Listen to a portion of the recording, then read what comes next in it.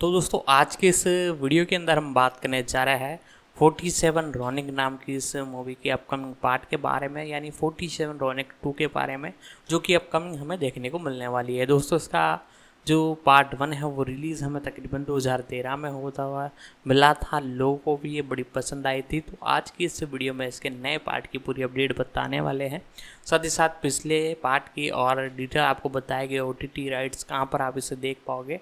तो वीडियो को करते हैं स्टार्ट और इसके बारे में हम आपको और इन्फॉर्मेशन आगे देते हैं। 47 रोनिन 2013 की अमेरिकी ऐतिहासिक फंतासी एक्शन फिल्म है, जिसे कार्ल रिंस ने अपने एकमात्र नाट्य निर्देशन प्रयास में निर्देशित किया है। मॉर्गन और वाल्टर हमादा द्वारा परिकल्पित कहानी पर क्रिस मॉर्गन और होसैन अमीनी द्वारा लिखित यह फिल्म चुशिंगुरा the treasury of loyal retainers का काम है, जो 47 रोनिन का एक काल्पनिक वृत्तांत है जो 18वीं सदी के जापान में मास्टरलेस समुराई का एक वास्तविक जीवन समूह था, जिसने अपने डेमियो असानो नागानोरी की मौत का बदला उसके प्रतिद्वंद्वी कीरा योशिनाका से युद्ध करके लिया था। हिरोयुकी सांदा, तरानोबु असानो, रिंको किकुची और कोशिबासाकी के साथ मुख्य भूमिका में कीनू रीव्स अभिनीत फिल्म पिछले रूपांतरणों की तुलना में अपने ऐतिहासिक आधार से बहुत कम समानता रखती है। फिल्म का निर्माण 2008 में शुरू हुआ, जब रिंसच, जिन्होंने पहले विभिन्न कंपनियों के लिए दृश्य और स्टाइलिश विज्ञापनों को फिल्माया था, ने अगले वर्ष निर्देशन के लिए हस्ताक्षर किए। मार्च और अप्रैल 2011 के बीच रीव्स के साथ 5 जापानी अभिनेताओं को कास्ट करने के बाद उसी महीने बुडापेस्ट में फिल्मांकन हुआ, जिसके बाद इंग्लैंड के शेपरटन स्टूडियो में फिल्मांकन किया गया, जबकि जापान में अतिरिक्त फिल्मांकन की योजना बनाई गई थी। अगस्त 2012 में लंदन में फिर से शूटिंग हुई। 47 रोनिन का पहला प्रीमियर जापान में 6 दिसंबर 2013 को हुआ था, इससे पहले कि इसे 25 दिसंबर 2013 को यूनिवर्सल पिक्चर्स द्वारा 3D और 2D दोनों फॉर्मेट में यूनाइटेड स्टेट्स में रिलीज किया गया। रिलीज होने पर 47 रोनिन को आलोचकों द्वारा आलोचना का सामना करना पड़ा, 5, 6, 7, और इसने अपने 175 से $225 मिलियन के उत्पादन बजट के मुकाबले कुल $151.8 मिलियन की कमाई की, जो एक बॉक्सऑफिस बम बन गया, जिसने 2013 में यूनिवर्सल को घाटे में डाल दिया। 8 वैरायटी ने 47 रोनिन को हॉलीवुड के 2013 के सबसे बड़े बॉक्स ऑफिस बम में से एक के रूप में सूचीबद्ध किया। 9. एक standalone sequel, blade of the 47 ronin, 25 अक्टूबर 2022 को नेटफ्लिक्स पर रिलीज किया गया था। कथानक: देर मध्यकालीन जापान में काई एक आधा जापानी और आधा अंग्रेजी निर्वासित है, जो वक्कानई के पास जंगल में खो गया था और उसे अको डोमेन के दयालु शासक लॉर्ड अस्नो ने गोद लिया था। काई और अस्नो की बेटी मीका काई के मिश्रित वंश के लिए अपने पिता के समुराई के तिरस्कार के बावजूद प्यार में पड़ जाते हैं। शोगुन के समारोहों के स्वामी भगवान कीरा मिजुकी एक आकार बदलने वाली कित्स्यून की मदद से अको को अपने लिए लेना चाहते हैं। वह शिकार यात्रा पर असानो और उसके आदमियों को मारने के लिए एक किरिन भेजती है, जिससे काई उनकी सहायता के लिए आगे आता है। गिरी हुई तलवार उठाकर काई राक्षस को मार डालता है और मिजुकी को अलग अलग रंग की आंखों वाली एक सफेद लोमड़ी के रूप में देखता है। जब शोगुन तोकुगावा त्सुनायोशी अको से मिलने जाता है, तो काई देखता है कि मिजुकी एक रखेल के वेश में है और उसकी आंखें भी वैसी ही रंग की है। वह असानो के मुख्य सलाहकार ओइशी को कीरा के घर में चुड़ैल के बारे में चेतावनी देने की कोशिश करता है, लेकिन उसे खारिज कर दिया जाता है। शोगुन के मनोरंजन के लिए कीरा अपने सबसे अच्छे योद्धा, एक गोलेम और असानो के चुने हुए लड़ाके के बीच द्वंद्वयुद्ध की व्यवस्था करता है, जिसे मिजुकी जादू से अक्षम कर देता है। काई चुपके से उसके स्थान पर लड़ने के लिए अपना कवच पहन लेता है, लेकिन द्वंद्व के दौरान उसका मुखौटा उतर जाता है और शोगुन उसे बुरी तरह पीटने का आदेश देता है। उस रात मिजुकी असानो को यह विश्वास दिलाने के लिए बहकाती है कि कीरा मीका का बलात्कार कर रही है, जिससे वह निहत्थे स्वामी पर हमला कर देता है। मौत की सजा सुनाए जाने के बाद असानो को अपना सम्मान बचाने के लिए सेप्पुकु करने के लिए मजबूर होना पड़ता है। शोगुन ने किरा को अको और मीका पर अधिकार दे दिया और उसे किरा से शादी करने से पहले 1 साल का शोक मनाने की अनुमति दी।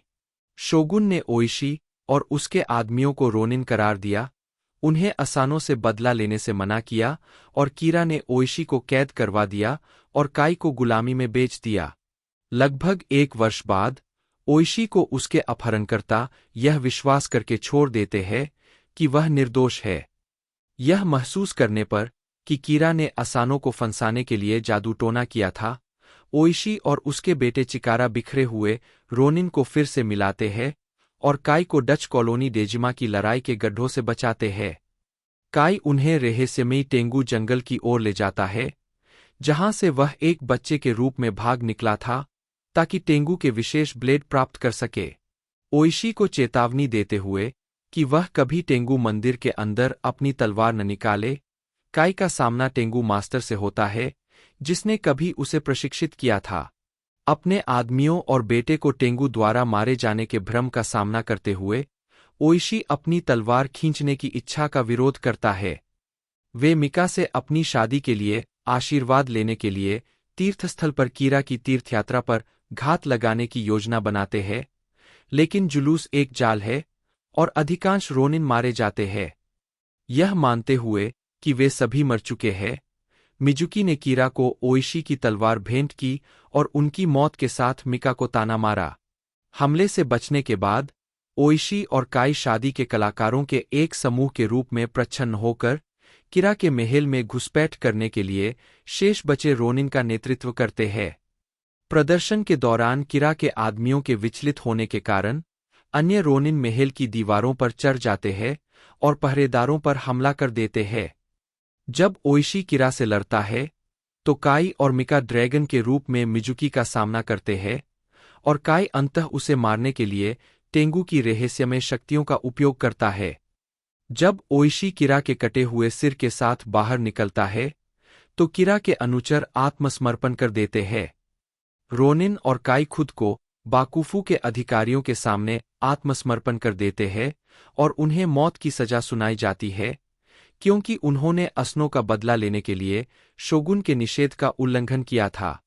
हालांकि शोगुन ने घोषणा की कि उन्होंने बुशिडो के सिद्धांतों का पालन किया और समुराई के रूप में उनके सम्मान को बहाल किया, जिससे उन्हें सेप्पुकु करने और असनो के साथ दफन होने का सम्मान प्राप्त करने की अनुमति मिली।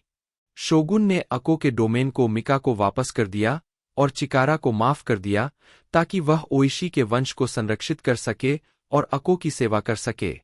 रालना कीनू रीव्स काई के रूप में एक आधा जापानी आधा अंग्रेजी निर्वासित, जिसे लॉर्ड असानो के घराने द्वारा गोद लिया गया, जो रोनिन में शामिल हो जाता है। 10 चरित्र को फिल्म के लिए बनाया गया था। 11 डैनियल बार्बर किशोर काई के रूप में, रोनिन के नेता योशियो ओशी के रूप में हिरोयुकी सनादा। 8 लॉर्ड योशिनाका किरा के रूप में तदानोबु असानो, लॉर्ड असानो के प्रतिद्वंद्वी daimyo. 8 Rinko Kikuchi Mizuki the witch, एक अजीब आंखों वाली जादूगरनी जो भगवान किरा की सेवा करती है। 8 मिका असानो के रूप में कोशिबासाकी, लॉर्ड असानो की बेटी और काई की प्रेमिका। 8 किशोर मिका के रूप में अरिसा माकावा। मिन तनाका लॉर्ड नागानोरी असनो, रोनिन के पूर्व मास्टर और मिका के पिता। शोगुन सुनायोशी तोकुगावा के रूप में कैरी हिरोयुकी तगावा। ओशी के बेटे चिकारा ओशी के रूप में जिन अकनिशी। कार्ल एरिक रिंश, जन्म 1976 या 1977, एक अमेरिकी फिल्म और वाणिज्यिक निर्देशक है। उन्होंने 2013 की फिल्म 47 रोनिन के साथ अपने फीचर निर्देशन की शुरुआत की। 2018 में नेटफ्लिक्स ने रिंच को कॉन्क्वेस्ट नामक 12 एपिसोड की सीरीज बनाने के लिए काम पर रखा और इस प्रोजेक्ट पर $55 मिलियन खर्च किए, लेकिन प्रोडक्शन माइलस्टोन मिस होने और कोई एपिसोड पूरा न होने के बाद यह टूट गया। वह वर्तमान में संघीय अदालत में धोखाधड़ी और मनी लॉन्ड्रिंग के आरोपों का सामना कर रहा है। 2 प्रारंभिक जीवन और शिक्षा। रिंच का जन्म लॉस एंजल्स, कैलिफोर्निया में हुआ था। 3. किशोरावस्था में उन्होंने दक्षिणी कैलिफोर्निया विश्वविद्यालय में एक लघु फिल्म कक्षा ली और बाद में ब्राउन विश्वविद्यालय और कोलंबिया विश्वविद्यालय में कॉलेज में भाग लिया। 4. आजीविका। रिंसच ने रिडले स्कॉट एसोसिएट्स में टेलीविजन विज्ञापनों का निर्देशन किया। 5. 6.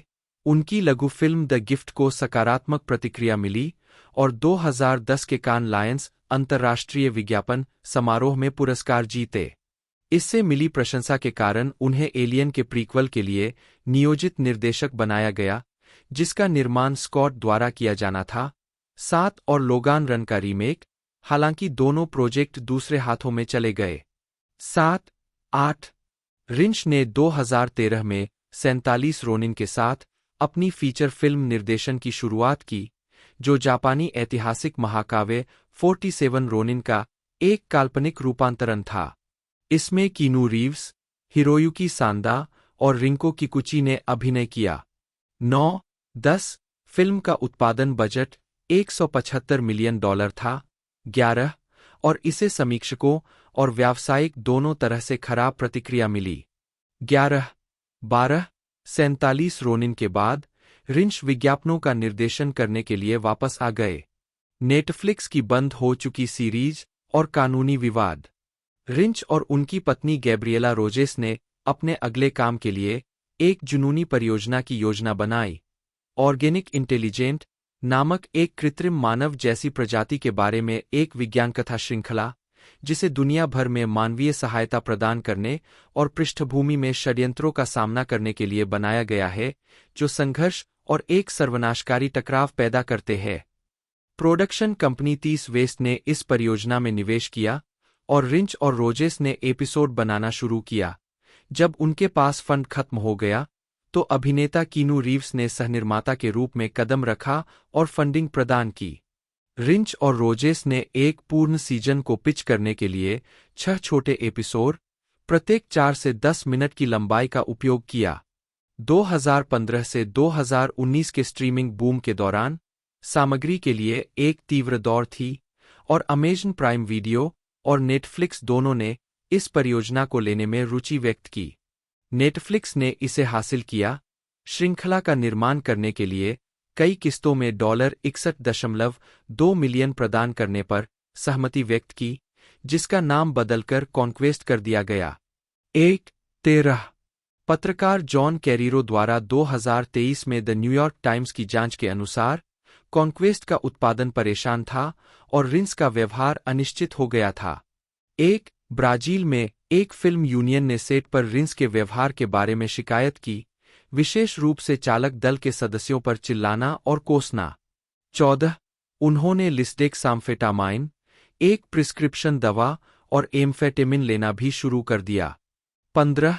2019 में रोजेज ने रिंच को पुनर्वसन में प्रवेश करने के लिए मनाने की कोशिश करने के लिए एक व्यवहार स्वास्थ्य सलाहकार को काम पर रखा। सेट पर स्थिति खराब हो गई और रोसेस, रिंसच के भाई, उनकी पत्नी और कॉन्क्वेस्ट के क्रू के सदस्यों ने हस्तक्षेप किया, जिसमें उन्हें पुनर्वास में जाने का आग्रह किया गया। चूंकि परियोजना में नकदी की कमी थी, इसलिए रिंसच ने नेटफ्लिक्स से परियोजना के पहले चरण के लिए उत्पादन की समय सीमा को पूरा न करने के बावजूद उन्हें और अधिक पैसे भेजने का आग्रह किया।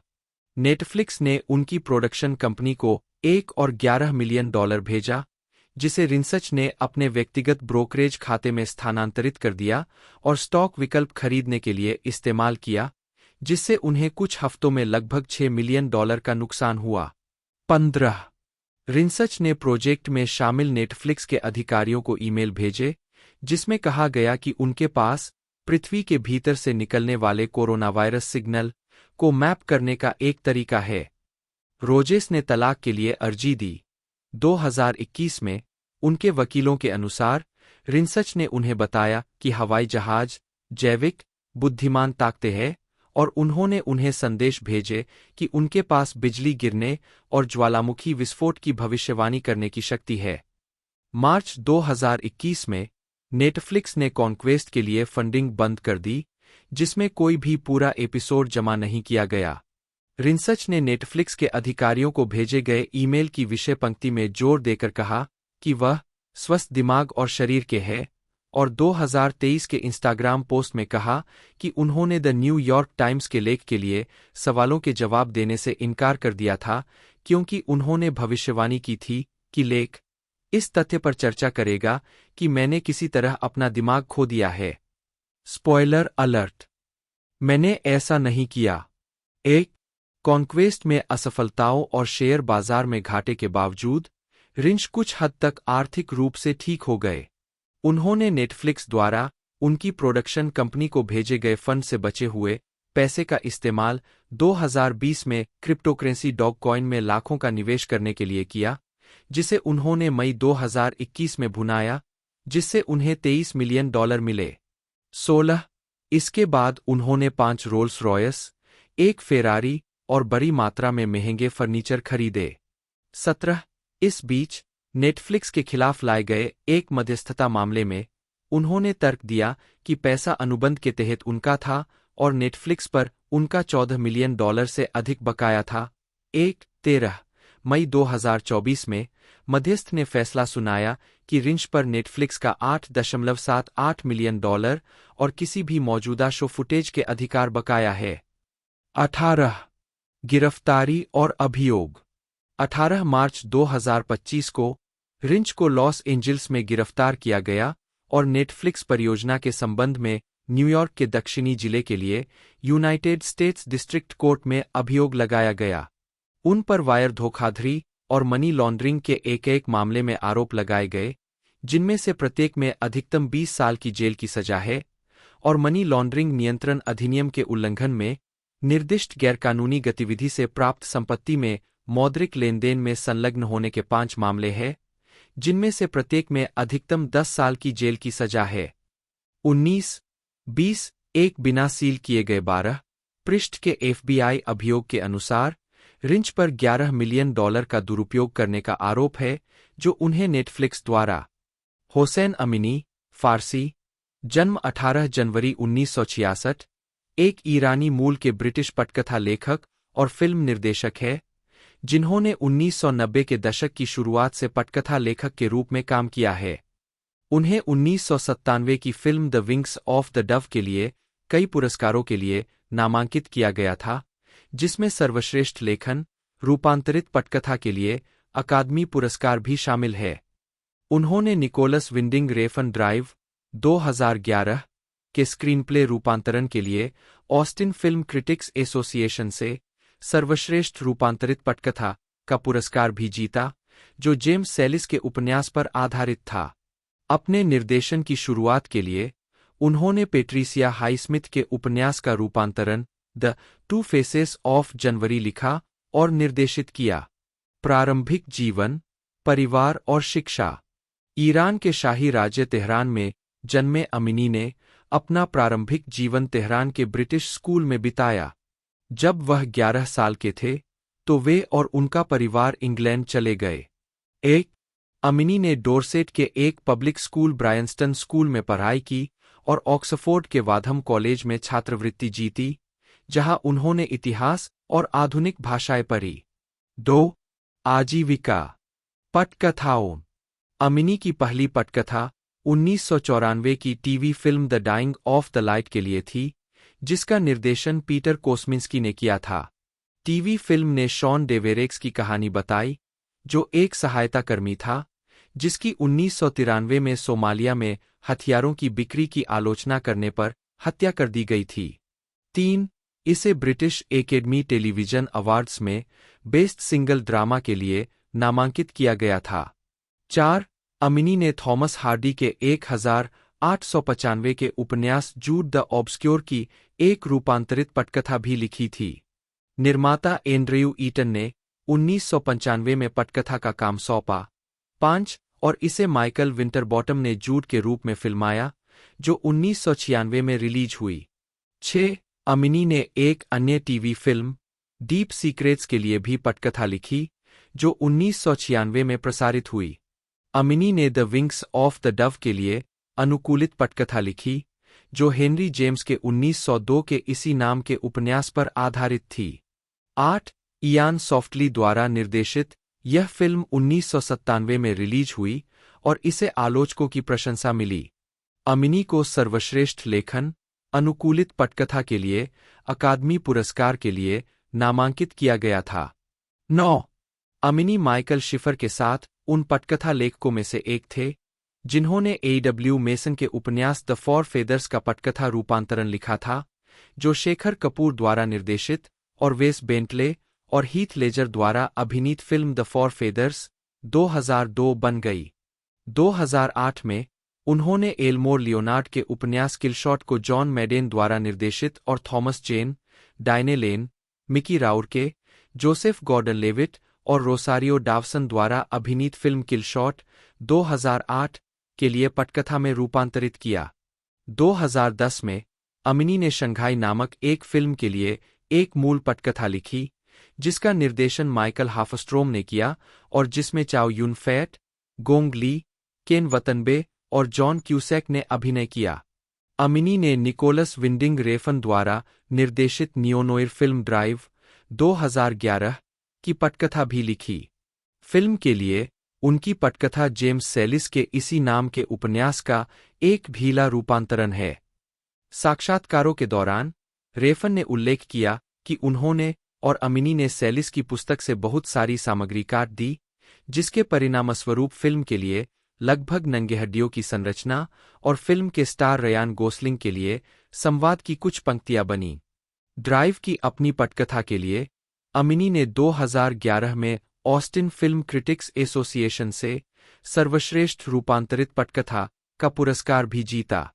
अमिनी इवान डॉटर और जॉन ली हैंकॉक के साथ उन पटकथा लेखकों में से एक थे जिन्होंने snow white and the huntsman 2012 की पटकथा लिखी थी, जिसका निर्देशन रूपर्ट सैंडर्स ने किया था और जिसमें क्रिस्टन स्टीवर्ट, क्रिस हेम्सवर्थ और चार्लीज थेरॉन ने अभिनय किया था।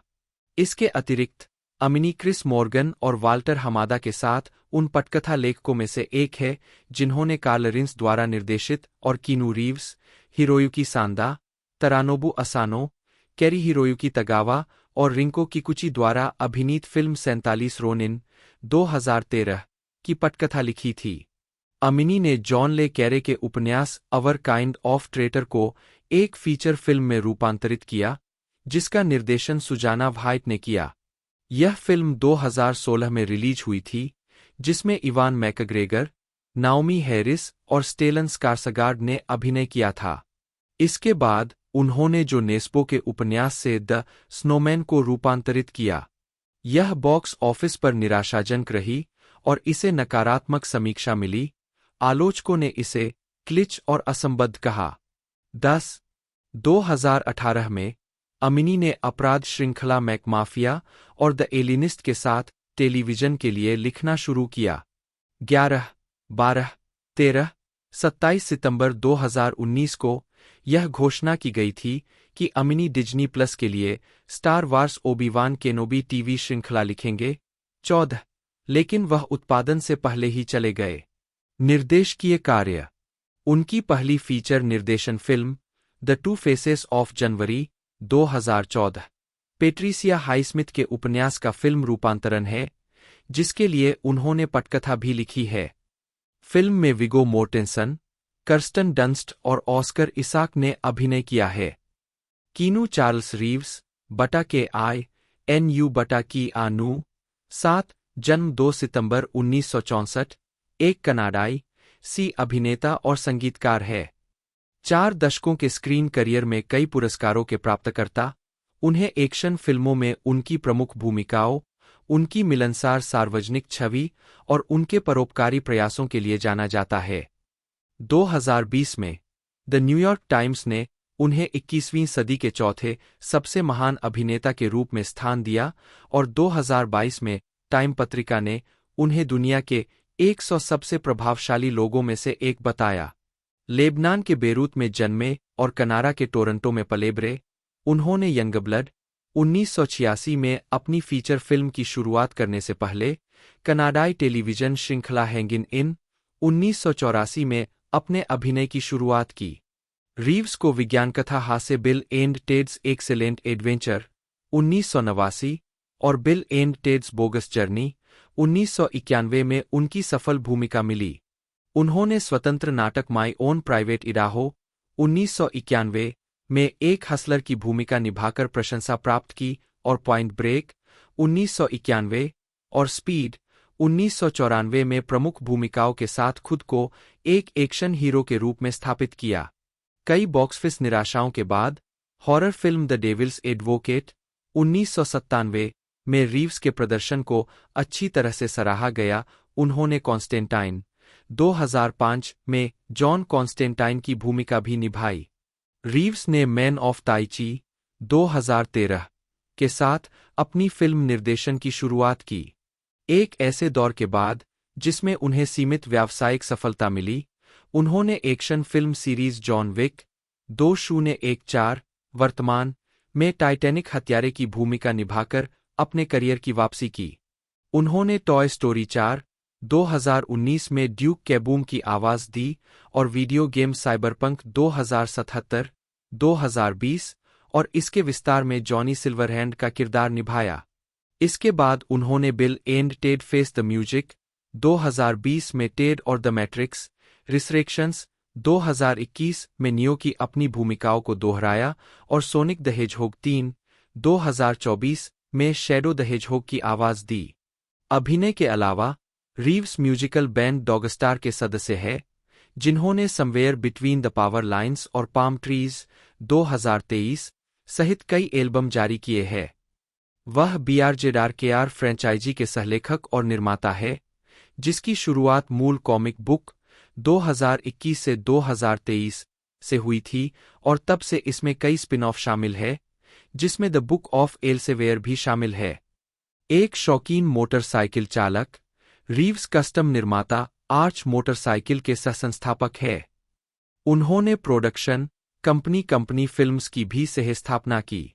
प्रारंभिक जीवन। कीनू चार्ल्स रीव्स का जन्म लेबनान के बेरूत में 2 सितंबर 1964 को हुआ था। वे कॉस्ट्यूम डिजाइनर और परफॉर्मर पेट्रिसिया नी टेलर और सैमुअल नाउलिन रीव्स जूनियर के बेटे हैं। उनकी मां अंग्रेज है, जो एसेक्स से है। 10 उनके अमेरिकी पिता हवाई से है और मूल हवाईयन, चीनी, अंग्रेजी और पुर्तगाली वंश के हैं। 11 5 12 रीव्स की नानी हवाईयन और चीनी वंश की है। 13 उनकी मां बेरूत में काम कर रही थीं जब उनकी मुलाकात उनके पिता से हुई। 14 जिन्होंने अपनी पत्नी और परिवार को तब छोड़ दिया जब रीव्स 3 साल के थे। रीव्स अपने पिता से आखिरी बार हवाई द्वीप काउई में मिले थे जब वे 13 साल के थे। 15 1966 में उनके माता-पिता के तलाक के बाद उनकी मां परिवार को सिडनी ले गई। 15 16 और फिर न्यूयॉर्क शहर चली गई, जहां उन्होंने 1970 में ब्रॉडवे और हॉलीवुड निर्देशक पॉल आरोन से शादी की। 15 यह जोड़ा टोरंटो चला गया और 1971 में तलाक हो गया। जब रीव्स 9 साल के थे, तो उन्होंने डैम यांकीज के एक थिएटर प्रोडक्शन में हिस्सा लिया। 17 आरोन रीव्स के करीब रहे, उन्हें सलाह देते रहे और पेंसिल्वेनिया के हेडगेरो थिएटर में नौकरी की सिफारिश की। 15 रीव्स की मां ने 1976 में रॉक संगीत प्रमोटर रॉबर्ट मिलर से शादी की। 1980 में दोनों का तलाक हो गया। रीव्स और उनकी बहनें मुख्य रूप से टोरंटो के यॉर्कविले पड़ोस में बड़ी हुई। 15 18 रीव्स ने द टू रोनीज जैसे ब्रिटिश कॉमेडी शो देखे और उनकी मां ने उन्हें अंग्रेजी शिष्टाचार सिखाया, जिसे उन्होंने वयस्क होने तक बनाए रखा। 19 अपनी दादी की चीनी जातीयता के कारण रीव्स चीनी कला, फर्नीचर और व्यंजनों के साथ बड़े हुए। 20 खुद को एक निजी बच्चा बताते हुए 21 रीव्स ने 4 अलग-अलग हाई स्कूलों में भाग लिया, जिसमें एटोबिकोक स्कूल ऑफ द आर्ट्स भी शामिल था, जहां से उन्हें निष्कासित कर दिया गया था। रीव्स ने कहा कि उन्हें निष्कासित कर दिया गया था क्योंकि वह बस थोड़ा बहुत उग्र थे और एक बार में ही अपना मुंह खोल देते थे। मैं आमतौर पर स्कूल में सबसे अच्छी तरह से तैयार मशीन नहीं था। 22 रीव्स को डिस्लेक्सिया है और उन्होंने कहा है, क्योंकि मुझे पढ़ने में परेशानी होती थी, मैं एक अच्छा छात्र नहीं था। 23 डे ला सेले कॉलेज में वह एक सफल आइस हॉकी गोलकीपर थे। रीव्स की कनाडाई ओलंपिक टीम के लिए खेलने की आकांक्षा थी और एक बार उन्हें ओएचएल की संभावना माना जाता था, लेकिन चोट के कारण उनका हॉकी करियर समाप्त हो गया। 24 रीव्स ने 17 साल की उम्र में हाई स्कूल छोड़ दिया था।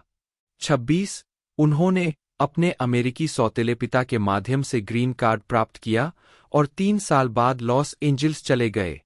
15 रीव्स के पास केवल कनाडाई नागरिकता है। वाल्टर हमाडा एक अमेरिकी फिल्म कार्यकारी और निर्माता है। वे 2007 में न्यू लाइन सिनेमा में शामिल हुए, जहां उन्होंने the Conjuring 2013, Annabelle 2014, the Conjuring 2 2016, lights out 2016 और इट 2017 जैसी हॉरर फिल्मों में कार्यकारी निर्माता के रूप में काम किया। जनवरी 2018 में उन्हें डीसी आधारित फिल्म निर्माण डीसी फिल्म्स के लिए वार्नर ब्रदर्स पिक्चर्स में अध्यक्ष नियुक्त किया गया, 2 अक्टूबर 2022 में कंपनी छोड़ने से पहले। 3 उन्हें पैरामाउंट पिक्चर्स द्वारा 2023 से शुरू होने वाली उनकी हॉरर फिल्म फ्रेंचाइजी की देखरेख के लिए नियुक्त किया गया था। आजीविका हमारा ने अपना करियर ट्राइस्टार पिक्चर्स में एक सहायक के रूप में शुरू किया और कोलंबिया पिक्चर्स में प्रोडक्शन के उपाध्यक्ष बने। द बिग हिट, गॉडजिला और स्वाट जैसी फिल्मों की देखरेख की। उन्होंने एमबीएसटी एंटरटेनमेंट के लिए विकास की देखरेख भी की। 2-4 हमारा ने वार्नर ब्रदर्स के एक विभाग, न्यू लाइन सिनेमा में शामिल होने के लिए 2007 में जाने से पहले प्रबंधन और उत्पादन कंपनी H2F एंटरटेनमेंट में एक भागीदार के रूप में 4 साल तक काम किया, जहां उन्होंने 1 दशक तक उत्पादन कार्यकारी के रूप में काम किया। 2-4 उन्होंने डेव न्यूस्टार्टर के साथ फिल्मों की उनकी हॉरर स्लेट की देखरेख की, जिसमें द कॉन्ज्यूरिंग सीरीज और इट 2017 शामिल है। 5 उन्होंने कीनू रीव्स अभिनीत यूनिवर्सल पिक्चर्स की फिल्म 47 रोनिन 2013, जनवरी 2018 में जस्टिस लीग के समीक्षकों और व्यावसायिक रूप से खराब प्रदर्शन के बाद। 7 वार्नर ब्रदर्स ने हमारा को वार्नर ब्रदर्स पिक्चर्स में डीसी आधारित फिल्म निर्माण डीसी फिल्म्स के अध्यक्ष के रूप में नियुक्त किया। इस क्षमता में उन्होंने डीसी एक्सटेंडेड यूनिवर्स DCU और अन्य डीसी आधारित फिल्मों के उत्पादन की देखरेख की। 2-8 द हॉलीवुड रिपोर्टर के अनुसार न्यू लाइन में डीसी फिल्म शाजम 2019 की देखरेख ने वार्नर ब्रदर्स पिक्चर्स के तत्कालीन अध्यक्ष और मुख्य सामग्री अधिकारी टोबी एमेरिच को प्रभावित किया। 5 जनवरी 2021 में उन्होंने 2023 तक डीसी फिल्म्स के साथ अपने अनुबंध के विस्तार पर हस्ताक्षर किए। 9 पूर्व DCU कलाकार रे फिशर ने हमारा पर जस्टिस लीग के जॉस व्हेडन के रीशूट के दौरान कथित तौर पर हुई कदाचार की जांच को कमजोर करने का आरोप लगाया है। 10 एक दावा जिसे वार्नर ब्रदर्स और कैथरीन बी फॉरेस्ट, जांच के प्रभारी व्यक्ति ने विवादित किया। 11 जब वार्नर ब्रदर्स डिस्कवरी द्वारा फिल्म बैटगर्ल की रिलीज रद्द कर दी गई थी, तो कथित तौर पर इस निर्णय के बारे में हमादा से सलाह नहीं ली गई थी और उन्हें इस बारे में तभी पता चला जब वार्नर ब्रदर्स पिक्चर्स ग्रुप के सहाध्यक्ष और CEO माइकल डी लुका और पामेला एबडी ने ब्लैक एडम के लिए एक टेस्ट स्क्रीनिंग में उन्हें सूचित किया। हमादा परेशान थे और उन्होंने इस्तीफा देने पर विचार किया, लेकिन ब्लैक एडम की रिलीज तक रहने के लिए सहमत हो गए। 12 उन्होंने रिलीज से 2 दिन पहले 19 अक्टूबर 2022 को पद छोड़ दिया। 15 नवंबर 2022 को पैरामाउंट पिक्चर्स ने घोषणा की कि उन्होंने अपनी मुख्यधारा की हॉरर फिल्मों की देखरेख के लिए हमारा के साथ एक बहुवर्षीय उत्पादन समझौते पर हस्ताक्षर किए हैं। यह अनुबंध 1 जनवरी 2023 को प्रभावी हुआ। 13 हमारा ने बाद में पैरामाउंट पिक्चर्स स्टूडियो लॉट पर आधारित 18 हर्ट्ज प्रोडक्शंस नाम से अपना खुद का प्रोडक्शन लेबल लॉन्च किया। 14 अप्रैल 2024 में पैरामाउंट ने घोषणा की कि हमारा 18 हर्ट्ज प्रोडक्शंस के माध्यम से comic mini series the last Ronin का रूपांतरण film teenage mutant Ninja turtles the last Ronin का निर्माण करेंगे।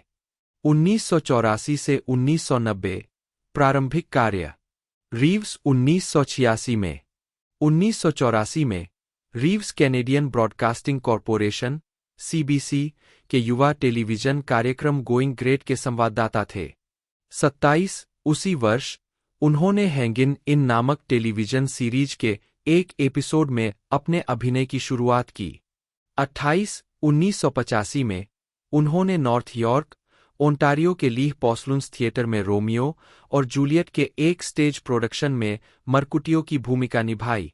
29-30 उन्होंने मंच पर और भी प्रस्तुतियां दी, जिसमें टोरंटो में ब्रैड फ्रेजर की पंथ हिट वोल्फबॉय भी शामिल है। वह 1983 में कोका कोला के एक विज्ञापन में भी दिखाई दिए। 31 और national film board of Canada (NFP) की आने वाली उम्र की लघु फिल्म वन स्टेप अवे में। 32 रीव्स ने बाद में कहा कि जब वह 1980 के दशक के मध्य में काम की तलाश कर रहे थे, तो उनके एजेंटों ने उन्हें एक अलग नाम से जाने की सलाह दी क्योंकि उनका पहला नाम बहुत जातीय था। उन्होंने संक्षेप में अपना पहला और मध्य नाम रखा और कीनू में वापस आने से पहले केसी या केसी रीव्स के रूप में ऑडिशन में भाग लिया। 33 रीव्स ने 1986 में टेलीविजन फिल्मों में कदम रखा, जिसमें एनबीसी की Babes in Toyland, act of vengeance और ब्रदरहुड ऑफ जस्टिस शामिल है। उन्होंने पीटर मार्कल की यंग ब्लड 1986 में अपनी पहली मोशन पिक्चर उपस्थिति दर्ज की, जिसमें उन्होंने एक गोलकीपर की भूमिका निभाई, और कम बजट की रोमांटिक ड्रामा फ्लाइंग में उन्हें रिवर एज में मैट के रूप में लिया गया, जो एक हाई स्कूल के दोस्तों के समूह के बारे में एक अपराध ड्रामा था जो एक हत्या के मामले से निपट रहा था, जो 1981 में मार्सी रेनी कॉनराड की हत्या पर आधारित था। फिल्म का प्रीमियर 1986 में टोरंटो अंतर्राष्ट्रीय फिल्म महोत्सव में काफी सकारात्मक प्रतिक्रिया के साथ हुआ था। द न्यू यॉर्क टाइम्स की जेनेट मसलिन ने युवा कलाकारों के प्रदर्शन को स्वाभाविक और विश्वसनीय बताया। 1980 के दशक के अंत में रीव्स ने किशोर दर्शकों के उद्देश्य से कई नाटकों में अभिनय किया, जिसमें द नाइट बिफोर 1988 में मुख्य भूमिका शामिल थी, जो लोरी लफ्लिन के साथ अभिनीत एक कॉमेडी थी, द प्रिंस ऑफ पेंसिल्वेनिया 1988 और परमानेंट रिकॉर्ड 1988। हालांकि बाद वाले को मिश्रित समीक्षा मिली। वैरायटी पत्रिका ने रीव्स के प्रदर्शन की प्रशंसा की, जो नाटक की प्रगति के साथ अच्छी तरह से खुलता है। 35 उनके अन्य अभिनय प्रयासों में डेंजरस लाइजेंड्स 1988 में सहायक भूमिका शामिल थी, जिसने 61वें अकादमी पुरस्कारों में 7 नामांकन अर्जित किए, जिनमें से 3 जीते: सर्वश्रेष्ठ रूपांतरित पटकथा, सर्वश्रेष्ठ पोशाक डिजाइन और सर्वश्रेष्ठ प्रोडक्शन डिजाइन। 36 इसके बाद bill and TEDs excellent adventure 1989 I. Film को आमतौर पर आलोचकों द्वारा अच्छी तरह से प्राप्त किया गया था और दुनिया भर में बॉक्स ऑफिस पर $40.5 मिलियन की कमाई की। 37 फिल्म समीक्षा एग्रीगेटर रॉटन टोमाटोज ने फिल्म को आलोचनात्मक सहमति के साथ 79% अनुमोदन रेटिंग दी। कीनू रीव्स और एलेक्स विंटर इस शराबी समयात्रा साहसिक कार्य को कामयाब बनाने के लिए बस आकर्षक, मूर्ख और मूर्ख है। 38 1989 में रीव्स ने रॉन हॉवर्ड द्वारा निर्देशित कॉमेडी ड्रामा पेरेंटहुड में अभिनय किया।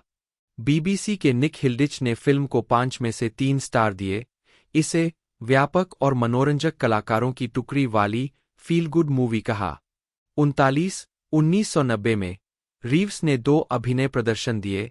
उन्होंने black comedy I love you to death में एक अक्षम हिटमैन की भूमिका निभाई और कॉमेडी ट्यून इन टुमारो में रेडियो स्टेशन कर्मचारी मार्टिन की भूमिका निभाई। वह पौला अब्दुल के रश रश के संगीत वीडियो में भी दिखाई दिए, जिसमें रिबेल विदाउट ए कॉज मोटिव दिखाया गया था, जिसमें वे जेम्स डीन की भूमिका में थे। 40 1991 से 1994 परिपक्व भूमिकाओं के साथ सफलता। 1991 में रीव्स ने bill and TEDs bogus journey में अभिनय किया, जो bill and TEDs excellent adventure का सीक्वल था, उनके सहकलाकार एलेक्स विंटर के साथ। लॉस एंजल्स टाइम्स के माइकल विल्मिंगटन ने लिखा कि सीक्वल अधिक कल्पनाशील, अधिक भव्य, जंगली और मुक्त, अधिक रोमांचक रूप से कल्पना की गई थी। पामेला एबडी, जन्म 23 नवंबर 1973, एक अमेरिकी फिल्म निर्माता और स्टूडियो कार्यकारी है। 2022 से वह Warner brothers motion picture group की सहाध्यक्ष और सह-सीईओ है। 3. प्रारंभिक जीवन और कैरियर। एबडी का जन्म सीरियाई अमेरिकी पिता और इतालवी अमेरिकी मां से हुआ था। 4. उन्होंने किशोरावस्था में प्रतिस्पर्धात्मक रूप से नृत्य किया और बाद में एमर्सन कॉलेज से स्नातक की उपाधि प्राप्त की। 5. उन्होंने जर्सी फिल्म्स से अपने फिल्मी करियर की शुरुआत की, एक समय पर डैनी डेविटो के सहायक के रूप में काम किया। 6. जर्सी फिल्म्स के माध्यम से सहनिर्माता के रूप में उनकी पहली फिल्म 2004 में गार्डन स्टेट थी। इसके बाद की कार्यकारी भूमिकाओं में मैक्रेडी, न्यू रीजेंसी, ब्लूग्रास फिल्म्स और पैरामाउंट में काम करना शामिल है। 7. उन्हें वैरायटी की 2023 वैरायटी 500 में शामिल किया गया था, जो प्रभावशाली वैश्विक मीडिया नेताओं की सूची है। उन्होंने अभिनेताओं को उनके पूर्ण प्रदर्शन के लिए प्रशंसा की। 41. फिल्म समीक्षक रोजर एबर्ट ने सोचा कि यह दृश्य आविष्कार और अजीब हास्य का एक दंगा है जो अपने चुने हुए उपमूर्खतापूर्ण स्तर पर काम करता है। यह उस तरह की फिल्म है जहां आप खुद के बावजूद हंसी उड़ाना शुरू करते हैं और वास्तव में इस भ्रामक थप्पड़ को बनाने में गई मौलिकता की प्रशंसा करते हैं। 42. कहानी गस वान संत द्वारा लिखी गई थी और यह शेक्सपियर के हेनरी 4 भाग 1, हेनरी 4 भाग 2 और हेनरी वी पर आधारित है। फिल्म का प्रीमियर 48वें वेनिस अंतर्राष्ट्रीय फिल्म समारोह में हुआ। 43. इसके बाद 29 सितंबर 1991 को संयुक्त राज्य अमेरिका में एक नाटकीय रिलीज हुई। फिल्म ने बॉक्स ऑफिस पर $6.4 मिलियन की कमाई की। 44. माई ओन प्राइवेट इराहो को सकारात्मक रूप से प्राप्त किया गया था। एंटरटेनमेंट वीकली के ओवेन ग्लीबरमैन ने फिल्म को एक उत्तर आधुनिक सड़क फिल्म के रूप में वर्णित किया है जिसमें मुक्त फ्लोटिंग ट्रांस जैसी निराशा का मूड है, एक समृद्ध दुस्साहसी अनुभव। 45. न्यूयॉर्क टाइम्स ने रीव्स और फीनिक्स को उनके व्यावहारिक प्रदर्शन के लिए बधाई दी। 46. रीव्स ने कैथरीन बिगेलो द्वारा निर्देशित एक्शन थ्रिलर पॉइंट ब्रेक 1991 में पैट्रिक स्वेज, लोरी पेटी और गैरी बुसे के साथ अभिनय किया। वह एक अंडरकवर FBI एजेंट की भूमिका निभाते हैं जिसे बैंक लुटेरों के एक समूह की पहचान की जांच करने का काम सौंपा गया है।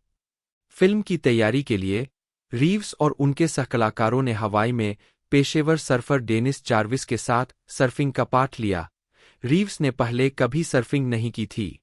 47. अपनी रिलीज के बाद पॉइंट ब्रेक को आमतौर पर अच्छी प्रतिक्रिया मिली और यह एक व्यावसायिक सफलता रही जिसने बॉक्स ऑफिस पर $83.5 मिलियन की कमाई की।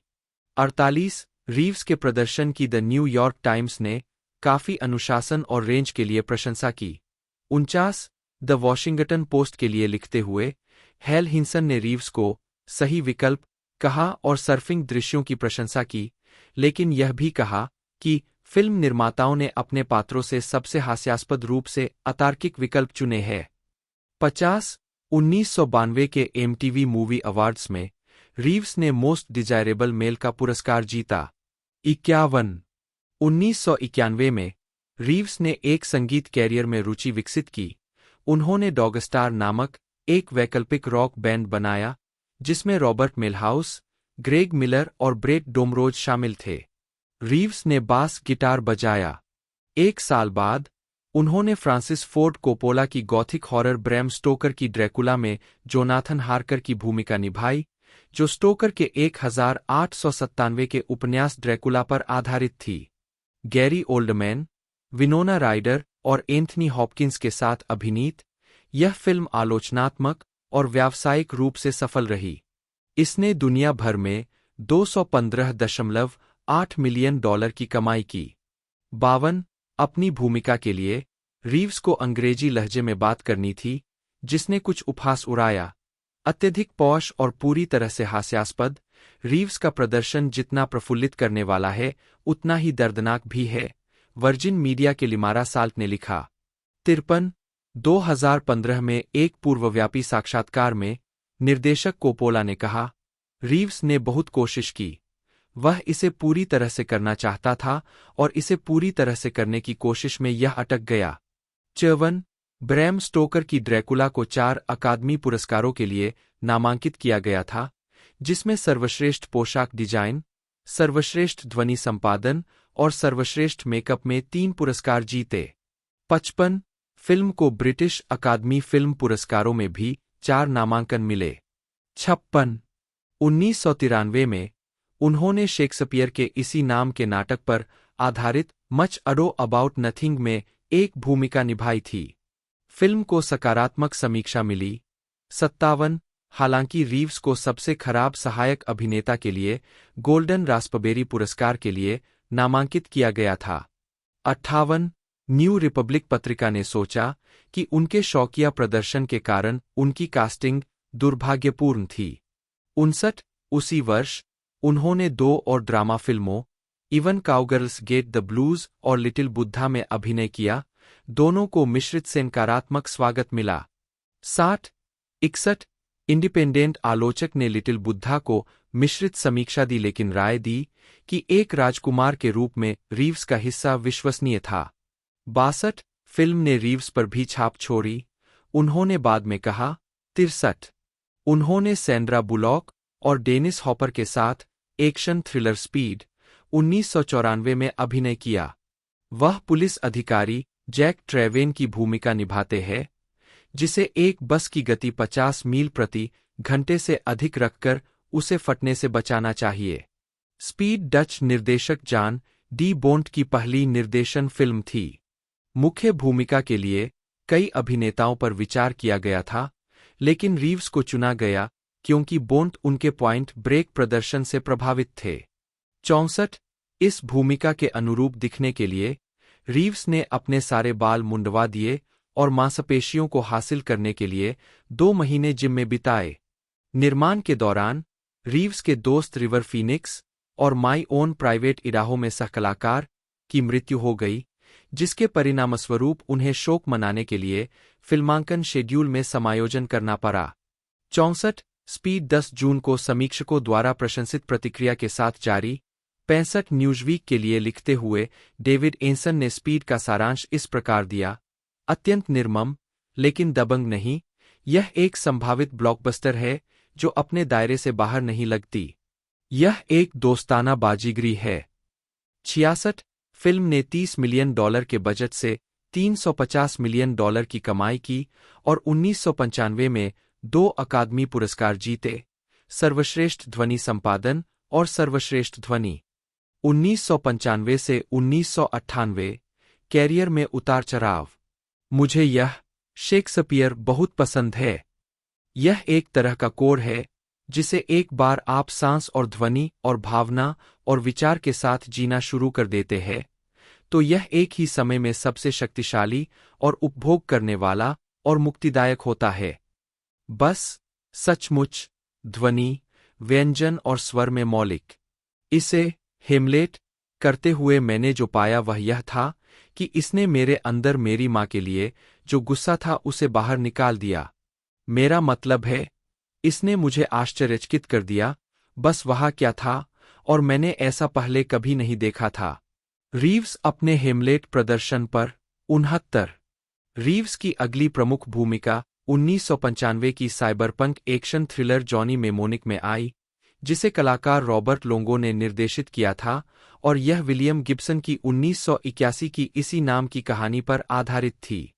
2021 में सेट, यह एक ऐसे व्यक्ति के बारे में है जिसके पास साइबरनेटिक ब्रेन इम्प्लांट है और उसे मरने से पहले या याकूब द्वारा मारे जाने से पहले एक डेटा पैकेज देना होगा। फिल्म को ज्यादातर नकारात्मक समीक्षा मिली और आलोचकों को लगा कि रीव्स बेहद गलत कास्टिंग थे। 70 रोजर एबर्ट ने कहा कि यह फिल्म हाल के सिनेमा के महान मूर्खतापूर्ण इशारों में से एक है, एक ऐसी फिल्म जो 1 नैनोसेकंड के गंभीर विश्लेषण के लायक नहीं है, लेकिन इसमें एक तरह की मूर्खतापूर्ण भव्यता है जो आपको इसे लगभग माफ कर देती है। 71 फिल्म स्टूडियो के मार्केटिंग प्रयासों के हिस्से के रूप में एक सीडी-रोम वीडियो गेम भी जारी किया गया था। 72 इसके बाद वे romantic drama a walk in the clouds 1995 में नजर आए, जिसे भी मिश्रित से लेकर नकारात्मक समीक्षाएं मिलीं। 73 रीव्स द्वितीय विश्व युद्ध से घर लौट रहे एक युवा सैनिक की भूमिका निभाते हैं, जो एक ऐसी महिला के साथ घर बसाने की कोशिश कर रहा है जिससे उसने भर्ती होने से ठीक पहले अचानक शादी कर ली थी। फिल्म समीक्षक मिक लासेल ने कहा कि ए वॉक इन द क्लाउड्स अधिकांश भाग के लिए एक सुंदर, अच्छी तरह से अभिनीत और भावनात्मक रूप से समृद्ध चित्र है, जबकि द वाशिंगटन पोस्ट के हैल हिंसन ने कहा, फिल्म में बोडेरेक फिल्म की तरह चाशनी, कोडक मैजिक मोमेंट लुक है और बहुत हद तक उसी स्तर का पदार्थ है। 74 75 फिल्म के काम के अलावा रीव्स ने कुछ समय के लिए थिएटर में वापसी की और 1995 में मैनिटोबा के विनिपेग में मैनिटोबा थिएटर सेंटर के हेमलेट प्रोडक्शन में प्रिंस हेमलेट की भूमिका निभाई। 76 संडे टाइम्स के आलोचक रोजर लुइस ने उनके प्रदर्शन पर विश्वास करते हुए लिखा कि उन्होंने मासूमियत, शानदार रोष, छलांग और सीमा की पशुवत कृपा, भावनात्मक हिंसा को पूरी तरह से मूर्त रूप दिया जो डेनमार्क के राजकुमार का निर्माण करते हैं। वह मेरे द्वारा देखे गए शीर्ष 3 हेमलेटों में से एक है, एक साधारण कारण से वह हेमलेट है। 77 रीव्स जल्द ही विज्ञान कथा भूमिकाओं की ओर आकर्षित हुए और चेन रिएक्शन 1996 में सहकलाकार मॉर्गन फ्रीमैन, रेचल वीज, फ्रेड वार्ड, केविन डन और ब्रायन कॉक्स के साथ दिखाई दिए। वह एक हरित ऊर्जा परियोजना के शोधकर्ता की भूमिका निभाते हैं, जिसे हत्या के लिए फंसाए जाने पर भागना पड़ता है। चेन रिएक्शन एक महत्वपूर्ण सफलता नहीं थी और इसे ज्यादातर नकारात्मक प्रतिक्रिया मिली। समीक्षा एग्रीगेटर रॉटन टोमाटोज ने इसे 16% की रेटिंग दी और इसे एक मैनदर्न थ्रिलर के रूप में वर्णित किया जो ज्यादातर सामान्य फॉर्मूले से चिपकी रहती है। 78 चेन रिएक्शन के बाद रीव्स की फिल्म पसंद भी आलोचनात्मक निराशा थी। उन्होंने विंसेंट डिनफ्रियो और कैमरन डियाज के साथ स्वतंत्र अपराध कॉमेडी फीलिंग मिनेसोटा 1996 79 उस वर्ष उन्होंने $12 मिलियन का वेतन दिए जाने के बावजूद स्पीड 2 क्रूज कंट्रोल में अभिनय करने का प्रस्ताव ठुकरा दिया। 80 रीव्स के अनुसार इस निर्णय के कारण 20वीं सेंचुरी फॉक्स ने एक दशक के लिए उनसे संबंध तोड़ लिए। 81 इसके बजाय रीव्स ने अपने बैंड डॉगस्टार के साथ दौरा किया और the last time I committed suicide 1997 नाटक में दिखाई दिए, जो नील कैस्टी द्वारा जैक केराउ को लिखे गए 1950 के पत्र पर आधारित था। रीव्स के प्रदर्शन को मिश्रित समीक्षा मिली। CNN के पॉल टाटारा ने उन्हें प्रतिभा से रहित, यहाँ वह फिर से है, अपनी पंक्तियों को इस तरह से सुना रहा है जैसे कि वे स्मृति अभ्यास के रूप में एक साथ पिरोए गए असंबंधित शब्द हों। 82 जबकि एम्पायर पत्रिका ने सोचा कि रीव्स उत्साही बेकार शराबी के रूप में अपने करियर में सबसे निकटतम प्रदर्शन देते हैं। 83 उन्होंने 1997 की अलौकिक horror the devil's advocate.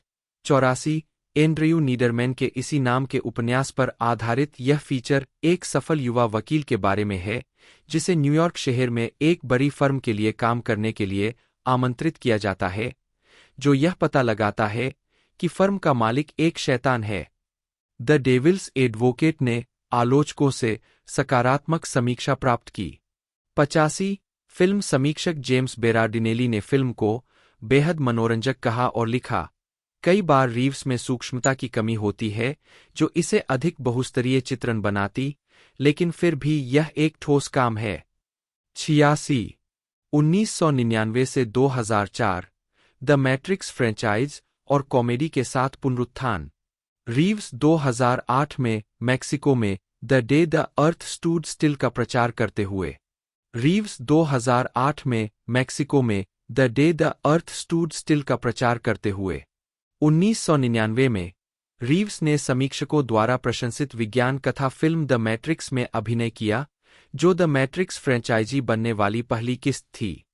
87 Reeves ने कंप्यूटर प्रोग्रामर थॉमस एंडरसन का किरदार निभाया है, जो उपनाम नियो का उपयोग करने वाला एक हैकर है, जो यह पता लगाता है कि मानवता बुद्धिमान मशीनों द्वारा बनाई गई नकली वास्तविकता के अंदर फंस गई है। वाचोवस्की द्वारा लिखित और निर्देशित फिल्म की तैयारी के लिए रीव्स ने केविन केली की out of control, the new biology of machine, social systems and the economic world और डायलन इवांस के विकासवादी मनोविज्ञान पर विचारों को पढ़ा था। मुख्य कलाकारों ने लड़ाई के दृश्यों की तैयारी के लिए martial art choreographer Yuen Wooping के साथ महीनों तक गहन प्रशिक्षण लिया। 88, 89, 90 लॉस एंजल्स टाइम्स के केनेथ तुरान ने महसूस किया कि यह एक बेहद सिनेमाई भविष्यवादी थ्रिलर है जो कल्पना पर हावी होने के लिए दृढ़ है, फिल्म के संवादों में कमजोरियों को समझने के बावजूद। 91 द न्यूयॉर्क टाइम्स की जेनेट मसलिन ने रीव्स को एक एक्शन हीरो का बेहद ठाटदार प्रादा मॉडल होने का श्रेय दिया और सोचा कि मार्शल आर्ट स्टंट फिल्म की सबसे मजबूत विशेषता थी। 92 मैट्रिक्स को सर्वश्रेष्ठ फिल्म संपादन, सर्वश्रेष्ठ ध्वनि संपादन, सर्वश्रेष्ठ दृश्य प्रभाव और सर्वश्रेष्ठ ध्वनि के लिए अकादमी पुरस्कार मिले। 93 द मैट्रिक्स की सफलता के बाद रीव्स ने एक हल्की फुल्की स्पोर्ट्स कॉमेडी द रिप्लेसमेंट्स 2000 के पक्ष में एक और ब्लॉकबस्टर से परहेज किया। वह जीन हैकमैन को फिल्म में सहकलाकार बनाने के लिए भुगतान में कटौती के लिए सहमत हुए। 84 अपनी इच्छा के विरुद्ध रीव्स ने थ्रिलर द वॉचर 2000 में अभिनय किया, जिसमें एक सीरियल किलर की भूमिका निभाई जो एक सेवानिवृत्त एफबीआई एजेंट का पीछा करता है। उन्होंने कहा कि एक दोस्त ने एक अनुबंध पर उनके हस्ताक्षर जाली किए जिसे वह साबित नहीं कर सके। वह कानूनी कार्रवाई से बचने के लिए फिल्म में दिखाई दिए।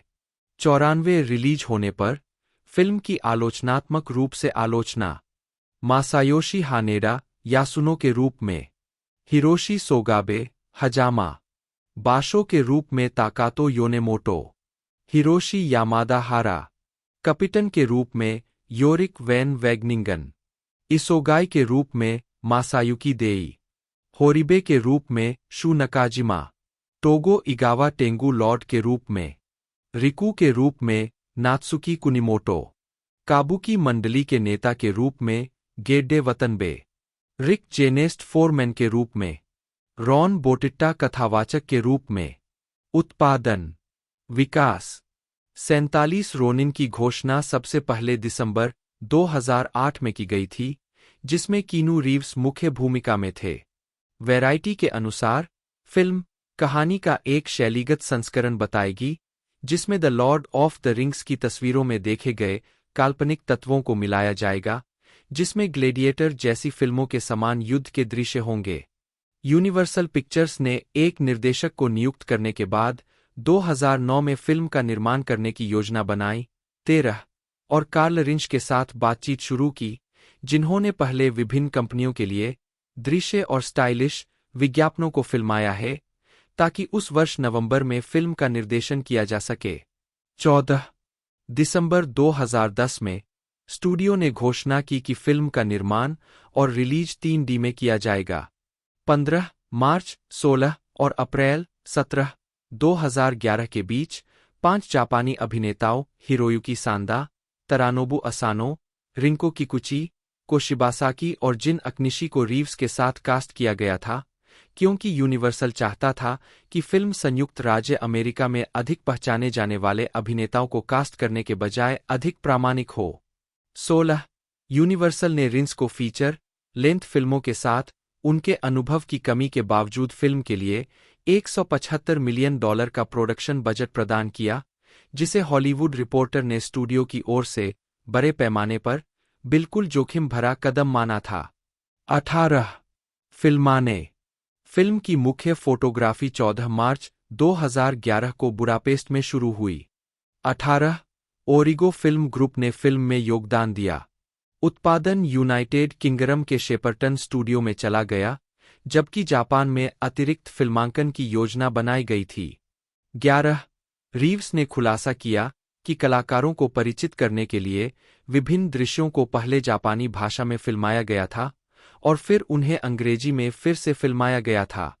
4 फिल्म में कुल 998 पोशाकें और 400 कवच थे, जिन्हें ब्रिटिश पोशाक डिजाइनर पेनी रोज ने डिजाइन किया था, जिन्होंने कहा कि हमने इसे संस्कृति और आकृतियों के आधार पर बनाने का फैसला किया, यानी हर कोई किमोनो में है, लेकिन हमने इसमें एक तरह का फैशन ट्विस्ट डाला है। अगस्त 2012 के अंत में लंदन में फिर से शूटिंग की गई, जिसे 2012 के ग्रीष्मकालीन ओलंपिक और रीव्स के निर्देशन में बनी पहली फिल्म मैन ऑफ ताई ची के फिल्मांकन के कारण विलंबित कर दिया गया। यूनिवर्सल ने 2012 के अंत में संपादन चरणों के दौरान रिंसच को परियोजना से हटा दिया। यूनिवर्सल की अध्यक्ष डोना लैंगली ने संपादन प्रक्रिया को अपने हाथ में ले लिया।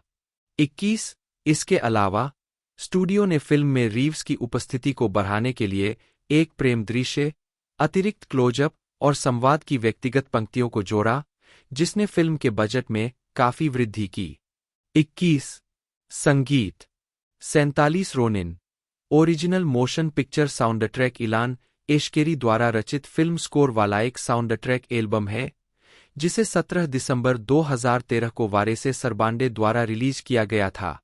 साउंड ट्रैक सूची: ओइशी की कहानी, किरिन हंट, क्रोध, चुड़ैल की योजना, एको, शोगुन, टूर्नामेंट, मोहित, असानो से पुकू, डच आइलैंड फ्यूग्यू, पुनः संयुक्त रोनिन, टेंगू, तीर्थस्थल पर घात, चुड़ैल का झूठ, किरा की शादी चौकरी, मेहेल युद्ध, चुड़ैल ड्रैगन, अको पर लौटेन, शोगुन की सजा, मीका और काई, से पुकू, 47 रोनिन, मुक्त करना।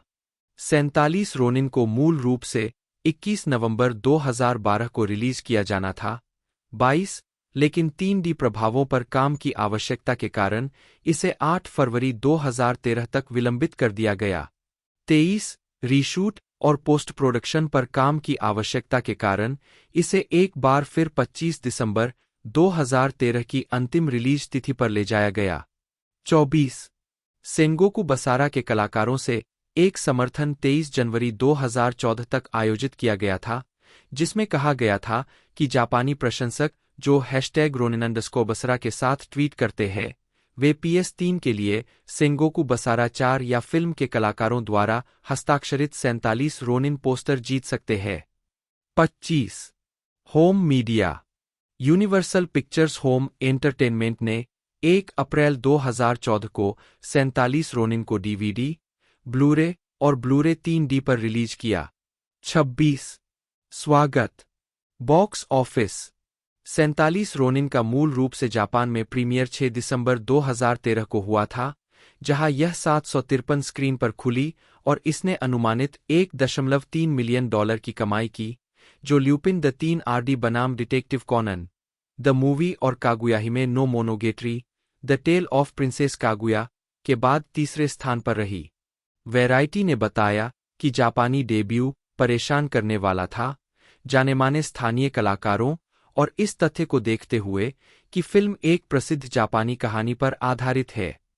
27 शाम के टैब्लॉयड अखबार निक्कन गेंडाई ने बताया कि इसका निराशाजनक प्रदर्शन चुशिंगुरा के हॉलीवुड प्रस्तुतिकरण के लिए जापानी अरुचि से उत्पन्न अभूतपूर्व संख्या थी, जो प्रसिद्ध ऐतिहासिक महाकाव्य से बहुत कम समानता रखती थी। 28 संयुक्त राज्य अमेरिका में फिल्म ने क्रिसमस के दिन 2013 में रिलीज होने के बाद 5 दिनों में $20.6 मिलियन की कमाई की, जो 9वें स्थान पर रही और इसे Frozen, the hobbit, the desolation of Smaug, Anchorman 2, the legend continues, the wolf of Wall Street, American hustle, saving mister Banks, the secret life of Walter Mitty और the hunger games, catching fire से भारी प्रतिस्पर्धा का सामना करना पड़ा। United kingdom में film ने 5वें स्थान पर शुरुआत करते हुए $2.3 मिलियन की कमाई की। 29 फिल्म बॉक्स ऑफिस पर धमाका करने वाली फिल्म थी, जो अपना $175 मिलियन का प्रोडक्शन बजट वसूल नहीं कर पाई। हिरोयुकी सांदा, जापानी, ने शिमोजावा, जन्म 12 अक्टूबर 1960, एक जापानी अभिनेता है। उन्हें कई पुरस्कार मिले हैं, जिनमें एक golden globe award, 2 prime time Emmy award, एक ब्रिटिश एकेडमी टेलीविजन अवार्ड, एक जापान एकेडमी फिल्म पुरस्कार, 2 होची फिल्म अवार्ड, एक Mainichi film award, 3 blue ribbon award for best actor, 4 Kinema Junpo award और योकोहामा फिल्म फेस्टिवल से सम्मान शामिल है।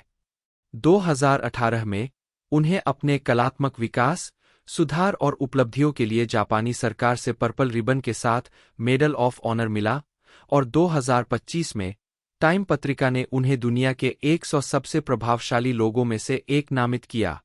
उन्होंने 1960 के दशक के मध्य में 5 साल की उम्र में अपना करियर शुरू किया और अभिनेता सन्नी चिबा के शिष्य थे।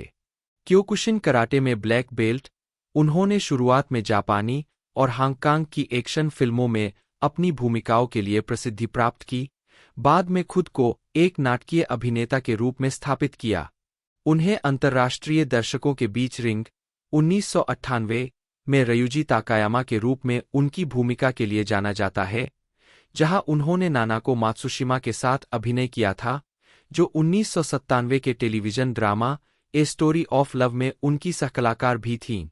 शेक्सपियर के नाटक किंग लियर 1999 से 2000 के निर्माण में फूल की भूमिका ने उन्हें नाटकीय ध्यान दिलाया और 2002 में उन्हें Order of the British Empire के मानद सदस्य के रूप में नियुक्त किया गया। 2000 के दशक की शुरुआत में सांदा ने द ट्वाइलाइट समुराई, 2002 में सेबेई इगुची, द लास्ट समुराई, 2003 में उजियो और रश ओवर 3, 2007 में केंजी जैसी भूमिकाओं के साथ हॉलीवुड में अपनी उपस्थिति बढ़ाई। हॉलीवुड फिल्मों में सांदा के अभिनय में sunshine 2007, speed racer 2008, the Wolverine 47 Ronin दोनों 2013, minion 2015, life 2017, Avengers Endgame 2019, army of the dead 2021, मॉर्टल combat 2021 में हंजो हसाशी बटा स्कॉर्पियन के रूप में, बुलेट ट्रेन 2022 और जॉन विक चैप्टर 4 2023 शामिल है।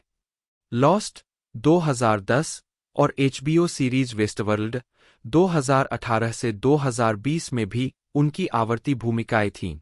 सांदा ने एफएक्स ऐतिहासिक ड्रामा सीरीज शोगुन 2024 में योशी तोरानागा के रूप में अपनी भूमिका के लिए प्रशंसा प्राप्त की। जीवन और कैरियर 1966 से 1978 बाल कलाकार, टोक्यो में जन्मे, उन्हें एक मनोरंजनकर्ता ने तब देखा जब वे अभिनेता कोकिची तकादा के बेटे के साथ खेल रहे थे, जो उसी कॉन्डोमिनियम में रहते थे। छोटे बच्चों के लिए एक पत्रिका के लिए एक मॉडल के रूप में काम करने के बाद वे 5 साल की उम्र में हिमावारी थिएटर ग्रुप में शामिल हो गए। मूल रूप से एक एक्शन मूवी स्टार बनने की योजना बनाते हुए उन्होंने शोरिंजी केम्पो का अध्ययन किया और बाद में क्योकुशिन कैकन कराटे को अपनाया। 2. उन्होंने 8 साल की उम्र में एक कैचर के रूप में बेसबॉल खेलना शुरू किया। 3. सांदा को अभिनेता शिनिची सन्नी चिबा द्वारा सलाह दी गई थी और वे उनके जापान एक्शन क्लब जेएसी के सदस्य थे। 4. उनके शिष्य बन गए। 5 साल की उम्र में सांदा को 1966 की फिल्म गेम ऑफ चांस में चिबा के किरदार के बेटे के रूप में पहली भूमिका मिली थी। 6. उन्होंने जापानी टेलीविजन और फिल्मों में कई भूमिकाएं कीं, लेकिन अस्थायी रूप से छोड़ दिया ताकि वह एक सामान्य बचपन जीने पर ध्यान केंद्रित कर सकें। उन्होंने कहा कि इससे उन्हें दर्शकों के रूप में फिल्में देखने का अच्छा मौका मिला, जिससे उनके दृष्टिकोण में मदद मिली। 5. अपनी किशोरावस्था तक वह अभिनय करना, लड़ना, गाना, नृत्य करना, स्टंट करना, घुड़सवारी करना जानता था और उसने बहुमुखी प्रतिभा विकसित कर ली थी। 4. सांदा ने देखा था कि कई लोकप्रिय अभिनेता इस तरह के कौशल विकसित करेंगे और उन्हें लगा कि अभिनय का अभ्यास करने से पहले खुद ऐसा करना दर्शकों के लिए सबसे अच्छी सेवा होगी। 5. उन्होंने जापानी निर्देशक किंजी फुकासाकू की एक फिल्म में एक भाग के साथ फिर से अभिनय करना शुरू किया। 5. 1982 से 1999 जापानी चरित्र भूमिकाएं।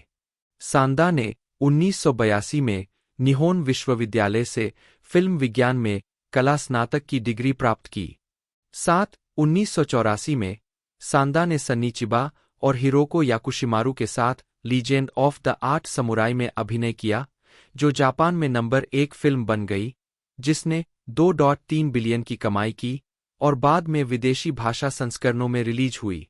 इस फिल्म ने सांदा को जापान में 80 के दशक के किशोर आइडल के रूप में स्थापित किया। उद्धरण वांछित 1992 में सांदा ने कॉमेडी फिल्म केशो सकाजुकी सक्सेशन में ओगाटा केन के साथ योशिनारी की भूमिका निभाई, जो एक स्टॉक ब्रोकर से याकूब बन गया। 8. 1997 में सांदा ने एक टेलीविजन नाटक ए स्टोरी ऑफ लव में अभिनय किया, जिसे इसके जापानी शीर्षक कोन्ना कोई नो हनाशी के नाम से भी जाना जाता है, जहां उन्होंने शुइचिरो हराशिमा की भूमिका निभाई थी, जो एक अमीर लेकिन अकेला उच्च वर्ग का व्यवसायी है, जिसे नानाको मत्सुशिमा द्वारा निभाए गए निम्नवर्गीय परिवार की एक डेकोरेटिंग डिजाइनर से प्यार हो जाता है। 9. अगले वर्ष 1998 में सांदा ने एक बार फिर नानाको मत्सुशिमा के साथ रेहे से थ्रिलर रिंग में ताकायामा रयुजी के रूप में सह-अभिनय किया, जो मत्सुशिमा के चरित्र रीको के पूर्व पति थे, जो अपनी भतीजी की मौत की जांच करने वाली एक पत्रकार थी। 8. इसके अलावा 1998 में सांदा ने जून इचिकावा के तारन टूचिकुवा।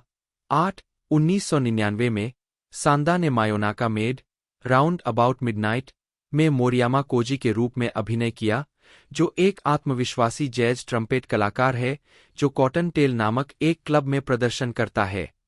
फिल्म में मोरियामा मिशेल रीस के चरित्र पर 2 हत्यारों द्वारा हमला होते हुए देखता है, जिनका वे पूरी फिल्म में पीछा करते हैं। 8. 1999 से 2002 रॉयल शेक्सपियर कंपनी। 1999 और 2000 में उन्होंने किंग लियर के उनके निर्माण में रॉयल शेक्सपियर कंपनी।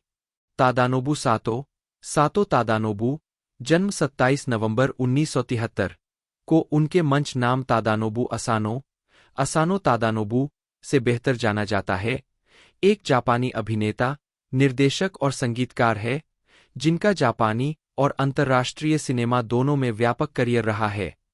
उन्हें 5 बार जापान अकादमी फिल्म पुरस्कारों के लिए नामांकित किया गया, 2 बार सर्वश्रेष्ठ अभिनेता के लिए और 3 बार सर्वश्रेष्ठ सहायक अभिनेता के लिए, और इसके सबसे लोकप्रिय कलाकार पुरस्कार के विजेता के रूप में। उनकी सबसे प्रसिद्ध भूमिकाओं में हिरोकाजु कोरेरा की मबोरोशी नो हिकारी 1995 और डिस्टेंस 2001, गोहाटो में ह्योजो ताशिरो 1999, इची द किलर 2001 में काकीहारा, जातोची में हतोरी जेनोसुके 2003, last life in the universe 2003 में केंजी और मंगोल 2007 में टेमुजिन शामिल है। वह हॉलीवुड फिल्मों में भी नजर आ चुके हैं, विशेष रूप से मार्वल सिनेमैटिक यूनिवर्स में होगुन 47 रोनिन 2013 में लॉर्ड कीरा योशिनाका, एक साइलेंस 2016 में इंटरप्रेटर, मिडवे 2019 में रियर एडमिरल टैमन यामागुची और इसी नाम के फाइटिंग वीडियो गेम पर आधारित मॉर्टल कॉम्बैट 2021 में रेडेन। उन्होंने 2024 में जेम्स क्लेवेल के उपन्यास पर आधारित अमेरिकी टेलीविजन श्रृंखला शोगुन में लॉर्ड काशिगी याबुशिगे के चित्रण के लिए अतिरिक्त पहचान हासिल की, जिसके लिए उन्होंने सर्वश्रेष्ठ सहायक अभिनेता श्रृंखला, लघु श्रृंखला या टेलीविजन फिल्म के लिए गोल्डन ग्लोब पुरस्कार जीता। असानो ने जापानी सिनेमा के कुछ सबसे प्रमुख और प्रशंसित निर्देशकों के साथ काम किया है, जिनमें हिरोकाजु कोरेरा, ताकेशी किटानो, नागिसा ओशिमा, ताकाशी मिके, नोबुहिको ओबियाशी और कियोशी कुरोसावा शामिल है। साथ ही मार्टिन स्कॉर्सेसे, केनेथ ब्रानग, वोंग कारवाई, रोलैंड एमेरिच, पेनेक रत्नारुआंग और सर्गेई बोद्रोव जैसे अंतर्राष्ट्रीय निर्देशक भी शामिल है।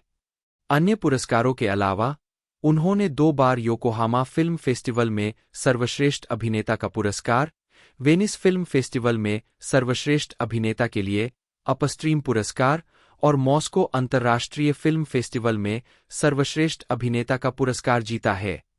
प्रारंभिक जीवन। असानो का जन्म योकोहामा के होनमोकू क्षेत्र 2 में कलाकार युकिहिसा सातो युकिहिसा 2 और माजुनको के यहाँ हुआ था। अपनी माँ के माध्यम से असानो एक चौथाई अमेरिकी वंश के हैं। उनके नाना विलार्ड ओवरिंग थे, जो नॉर्वेजियन मूल के अमेरिकी नागरिक थे, जिनसे असानो कभी नहीं मिले। 2 असानो का एक बड़ा भाई है, कुजुन सातो, जिसका जन्म 1971 में हुआ। 3 जो एक संगीतकार है, और एनोरे इंक, अब एडोनिस ए में भागीदार है, एक प्रतिभा एजेंसी जिसे असानो और उनके पिता युकिहिसा सातो ने स्थापित किया था। आजीविका।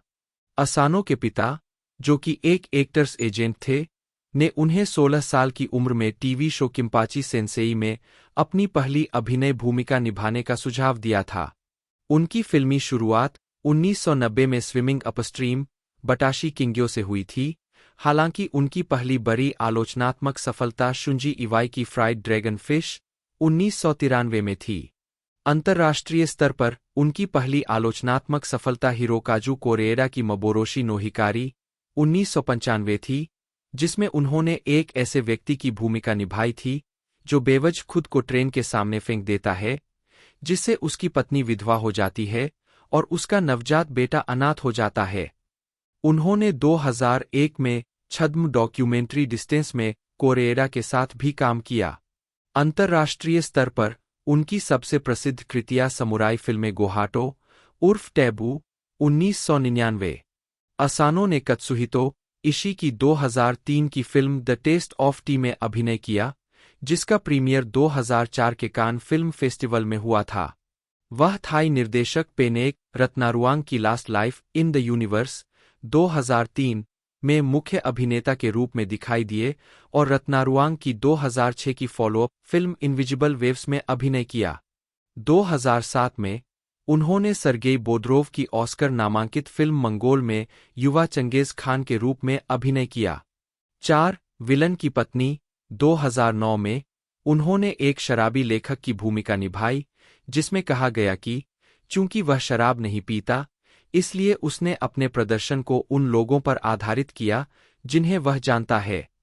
5-6 उन्होंने 2013 की थॉर द डार्क वर्ल्ड 7 और 2017 की थॉर रग्नारोक में भूमिका दोहराई। 8 असानो 2021 मॉर्टल कॉम्बैट रीबूट में रेडेन के रूप में दिखाई दिए। 9 सितंबर 2021 में असानो को जेम्स क्लेवेल के उपन्यास से रूपांतरित एफएक्स सीमित श्रृंखला शोगुन के कलाकारों के हिस्से के रूप में घोषित किया गया था।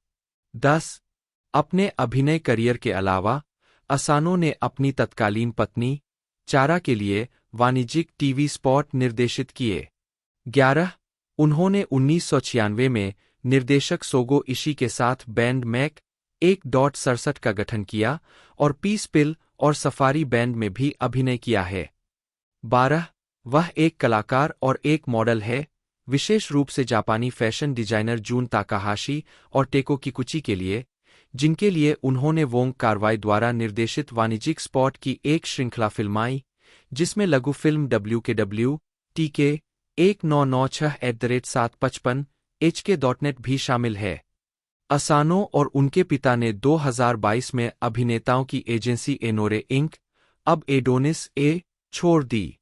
एजेंसी छोड़ने के बाद उन्होंने इसे अपना समर्थन देना जारी रखा। 13 व्यक्तिगत जीवन।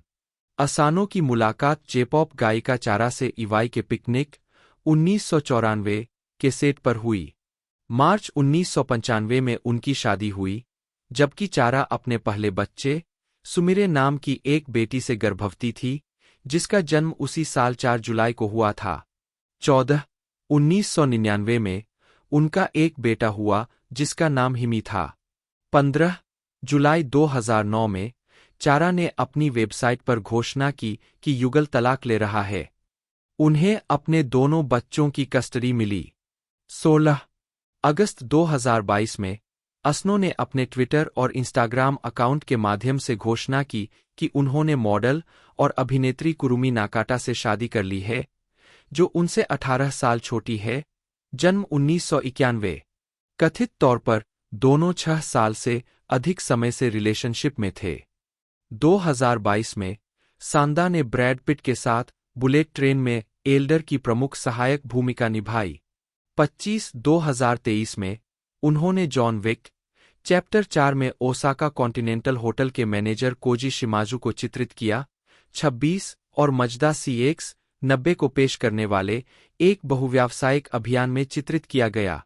27/28/2021 में सांदा को भगवान तोरानागा की भूमिका निभाते हुए जेम्स क्लेवेल के उपन्यास पर आधारित एफएक्स सीमित श्रृंखला शोगुन के निर्माता और कलाकारों के हिस्से के रूप में घोषित किया गया था। 29/3 श्रृंखला को व्यापक वैश्विक आलोचनात्मक प्रशंसा मिली है। श्रृंखला में सांदा की भूमिका को कई समीक्षकों के बीच एक हाइलाइट माना जाता है।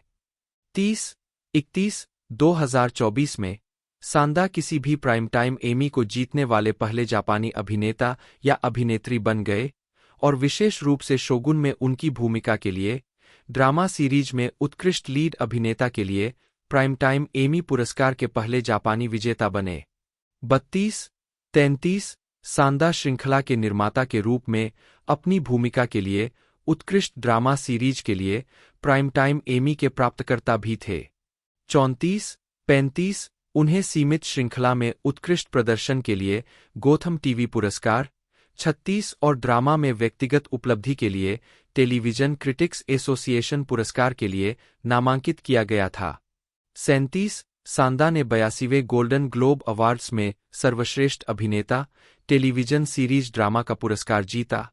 38 और इस भूमिका के लिए ड्रामा सीरीज में सर्वश्रेष्ठ अभिनेता के लिए क्रिटिक्स चॉइस टेलीविजन अवार्ड प्राप्त किया।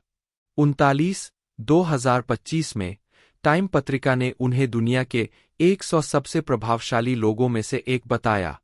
40 व्यक्तिगत जीवन 1990 में सांदा ने अभिनेत्री सतोमी तेजुका जा से शादी की और उनके 2 बेटे हुए। उनका दूसरा बेटा अभिनेता निचिनन तेजुका था। 41/42 लेकिन 1997 में एक छोटी अभिनेत्री रियोना हजुकी के साथ बहुत ही चर्चित संबंध के बाद उनका तलाक हो गया, जिसके साथ उन्होंने एक फिल्म में सहअभिनय किया था। तेजुका ने उनके बेटों की कस्टडी ले ली। 43 सम्मान 2002 Order of the British Empire के मानद सदस्य। 4/10 2018 medal of honour with purple ribbon. 21 2025 Time 100 सूची। 2001 में रीव्स ने विभिन्न शैलियों में भूमिकाएं तलाशना और स्वीकार करना जारी रखा। पहली रोमांटिक ड्रामा थी स्वीट नवंबर, जो इसी नाम की 1968 की फिल्म की रीमेक थी। यह चार्लीज थेरॉन के साथ उनका दूसरा सहयोग था। फिल्म को आमतौर पर नकारात्मक स्वागत मिला था। 98 द वाशिंगटन पोस्ट के डेसन थॉम्पसन ने इसकी सिरपदार क्लिच, ग्रीटिंग कार्ड ज्ञान और अति दुखद ट्रेजिकोमेडी के लिए इसकी आलोचना की, लेकिन हर प्रदर्शन में रीव्स को उनके पसंदीदा कारक के लिए सराहना की। 99 हार्डबॉल 2001 ने रीव्स के एक और स्पोर्ट्स कॉमेडी में प्रयास को चिह्नित किया। ब्रायन रॉबिन्स द्वारा निर्देशित, यह डैनियल कोयल की किताब हार्डबॉल ए सीजन इन द प्रोजेक्ट्स पर आधारित है। फिल्म समीक्षक रोजर एबर्ट ने फिल्म में कठिन विषयों और बेसबॉल कोचिंग से निपटने की इच्छा पर ध्यान दिया, लेकिन महसूस किया कि इसमें गहराई की कमी थी और रीव्स का प्रदर्शन उदास और दूरगामी था। 2002 तक उनका पेशेवर संगीत कैरियर समाप्त हो गया था जब डॉगस्टार भंग हो गया। बैंड ने एक दशक के दौरान 2 एल्बम जारी किए थे, 1996 में अवर लिटिल विजनरी और 2000 में हैप्पी एंडिंग।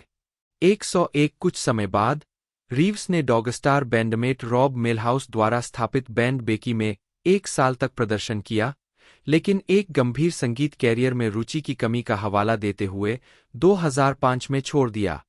103 2002 में स्क्रीन से अनुपस्थित रहने के बाद रीव्स 2003 में द मैट्रिक्स सीक्वल में द मैट्रिक्स रीलोडेड और द मैट्रिक्स रिवॉल्यूशन के साथ लौटे, जो क्रमशः मई और नवंबर में जारी किए गए थे। दोनों फिल्मों के लिए प्रमुख फोटोग्राफी मुख्य रूप से ऑस्ट्रेलिया में फॉक्स स्टूडियो में बैक टू बैक पूरी हुई थी। एलए वीकली के जॉन पॉवर्स ने चमकदार आतिशबाजी की प्रशंसा की, लेकिन कुछ मशीन जैसे एक्शन दृश्यों की आलोचना की।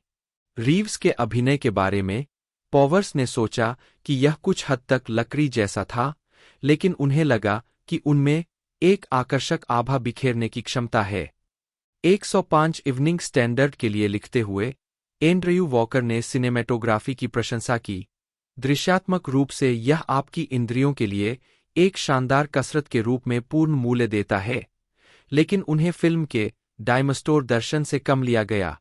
106 फिल्म ने दुनिया भर में $739 मिलियन की कमाई की। 160 मैट्रिक्स रिवॉल्यूशन तीसरी किस्त को मिश्रित स्वागत मिला। समीक्षा एग्रीगेटर रॉटन टोमाटोज के अनुसार आम सहमति यह थी कि चरित्र और विचार विशेष प्रभावों के पीछे की सीट लेते हैं। 108 पॉल क्लिंटन CNN के लिए लिखते हुए विशेष प्रभावों की प्रशंसा की, लेकिन महसूस किया कि रीव्स का चरित्र अप्रभावी था।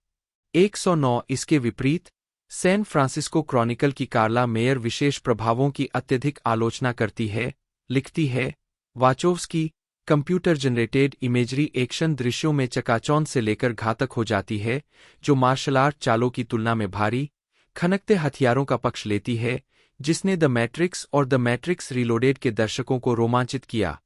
110 फिर भी फिल्म ने दुनिया भर में $427 मिलियन की अच्छी कमाई की, हालांकि पिछली दो फिल्मों की तुलना में कम। 111 romantic comedy Something Gotta Give Reeves की 2003 की आखिरी रिलीज थी। उन्होंने जैक निकोलसन और डायने कीटन के साथ सह-अभिनय किया और फिल्म में डॉ. जूलियन मर्सर की भूमिका निभाई। समथिंग गॉट्टा गिव को आमतौर पर अनुकूल समीक्षा मिली। 112 2005 से 2013 थ्रिलर, वृत्तचित्र और निर्देशन की शुरुआत। ग्रे सूट पहने रीव्स बर्लिन फिल्म फेस्टिवल में भीड़ की ओर हाथ हिलाते हुए फरवरी 2009 में बर्लिन अंतर्राष्ट्रीय फिल्म महोत्सव में रीव्स। 2005 में रीव्स ने कॉन्स्टेंटाइन में शीर्षक भूमिका निभाई, जो एक गुप्त जासूसी फिल्म थी, जो एक ऐसे व्यक्ति के बारे में थी जो आधे स्वर्गदूतों और आधे राक्षसों को समझने और उनसे संवाद करने की क्षमता रखता है। यह फिल्म बॉक्स ऑफिस पर एक सम्मानजनक हिट रही, जिसने $100 मिलियन के बजट से दुनिया भर में $230 मिलियन की कमाई की, लेकिन मिश्रित से सकारात्मक समीक्षाएं प्राप्त कीं। 113 सिडनी मॉर्निंग हेराल्ड के आलोचक ने लिखा कि कॉन्स्टेंटाइन खराब नहीं है, लेकिन यह किसी भी विशेषण के लायक नहीं है। यह कभी-कभी घटिया, कभी-कभी आनंददायक, बीच-बीच में डरावनी और लगातार खगोलीय बकवास से भरी होती है। 114 वे अगली बार थंबस्कर में दिखाई दिए, जिसका प्रीमियर 2005 में सनडांस फिल्म फेस्टिवल में हुआ। रीव्स और कलाकारों ने सकारात्मक आलोचनात्मक समीक्षा प्राप्त की। द वाशिंगटन पोस्ट ने इसे प्यारे संगीतमय अंशों और कोमल सूक्ष्म प्रदर्शनों से भरी भावनात्मक परिवर्तन के बारे में एक धीरे-धीरे उत्तेजित करने वाली सिम्फनी के रूप में वर्णित किया। 116 RSC के साथ प्रदर्शन किया।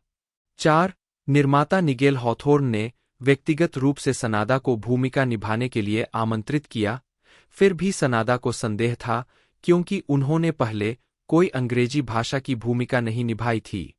सनादा को तब विश्वास हुआ जब निर्माताओं ने उन्हें आश्वासन दिया कि वह जापानी या एशियाई होने से पहले एक अभिनेता थे। 5 इस भूमिका के लिए उन्हें जापान में ब्रिटिश संस्कृति के प्रसार में योगदान का हवाला देते हुए 2002 में Order of the British Empire (MBE) का मानद सदस्य नियुक्त किया गया था। 10 उस वर्ष सनादा ने द ट्वाइलाइट समुराई में निम्न रैंकिंग सेबेई इगुची की मुख्य भूमिका निभाई। 2003 से 2009 द लास्ट समुराई और अंतर्राष्ट्रीय सफलता। 2003 में द लास्ट समुराई में टॉम क्रूज के विपरीत एक मास्टर तलवारबाज उजियो के रूप में सांदा की भूमिका ने उन्हें प्रशंसा दिलाई।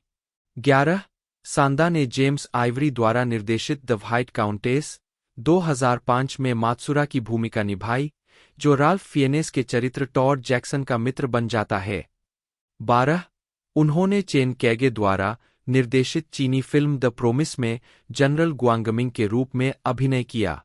13 सांदा जैकी चैन और क्रिस टकर के साथ रश ओवर 3, 2007, डैनी बॉयल की सनशाइन, 2007 में कनेडा के रूप में, 8 और the city of your final destination, 2009 में दिखाई दिए, जिसमें उन्होंने एंथनी हॉपकिंस के चरित्र एडम गुंड के छोटे प्रेमी पीट की भूमिका निभाई। 14, 2010 से 2020, लॉस्ट, वेस्टवर्ल्ड और एवेंजर्स एंड गेम। हेलिक्स, 2013, श्रृंखला के लिए प्रेस टूर पर सांदा। सांदा 2010 में एबीसी टीवी सीरीज लॉस्ट के छठे और अंतिम सीजन के दौरान इसके कलाकारों में शामिल हुए। उन्होंने द अदर्स के एक उच्च पदस्थ सदस्य डोगेन की भूमिका निभाई। 15, 2013 में वे कीनू रीव्स के साथ 47 रोनिन, चुशिंगुरा किंवदंती का पहला अंग्रेजी भाषा रूपांतरण, जापान की समुराई वफादारी और बदले की सबसे प्रसिद्ध कहानी में दिखाई दिए। 16, ह्यूग जैकमैन के साथ द वुल्वरिन में शिंगेन यशिदा के रूप में।